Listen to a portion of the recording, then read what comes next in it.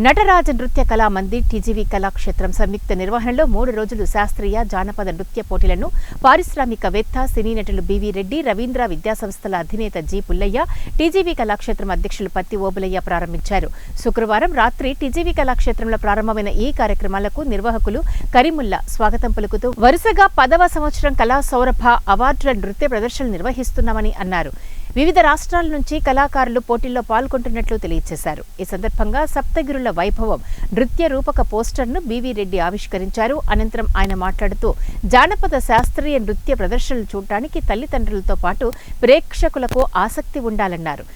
కార్యక్రమంలో కళా సౌరభ అధ్యక్షుడు స్వరూప్ సిన్హా, ఉపాధ్యక్షులు కృష్టిపాటి రామశర్మ, వ్యాఖ్యాత సునీత పాల్గొన్నారు. ఈ సందర్భంగా 3 రోజుల నిర్వహణలో కొంత ఖర్చు కోసం బివి రెడ్డి 10,000 రూపాయల నగదును ప్రకటించారు. టీజీవీ కళాక్షేత్రం సంయుక్త నిర్వహణలో 3 రోజుల పాటు జాతీయ స్థాయి శాస్త్రీయ జానపద నృత్య పోటీలు జరగబోతున్నాయి.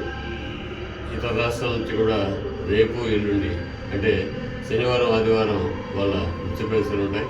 ఈరోజు వెంకటేశ్వర గారు ప్రదర్శించారు. ఈ 3 రోజుల పాటు 10వ కళా సౌరభ అవార్డులు కూడా ఉంటాయి.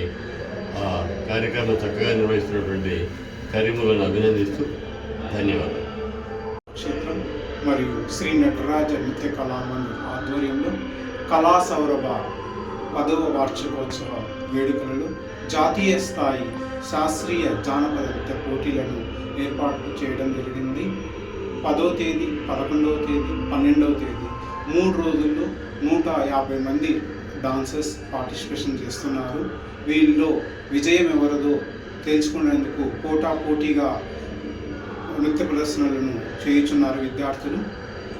అనేక ప్రాంతాల నుంచి విచ్చేస్తున్నటువంటి కళాకారులందరికీ ఆహ్వానం పలుకుతుంది టీజీవీ కళాక్షేత్రం మరియు శ్రీ నటరాజ నృత్య కళామంది.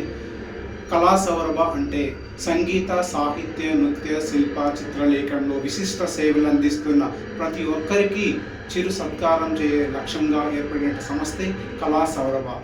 ఆ కళా సౌరభ యొక్క 10వ వార్షికోత్సవ వేడుకలు అందంగా అలరించుచున్నాయి. కర్నూలు ప్రజలందరూ ఈ కార్యక్రమానికి విచ్చేసి జయప్రదం చేయవలసిందిగా కోరుచుకుంటున్నాను. మీ పేరు? నా పేరు నాట్యాచార్య ఎస్ కరీముల్లా.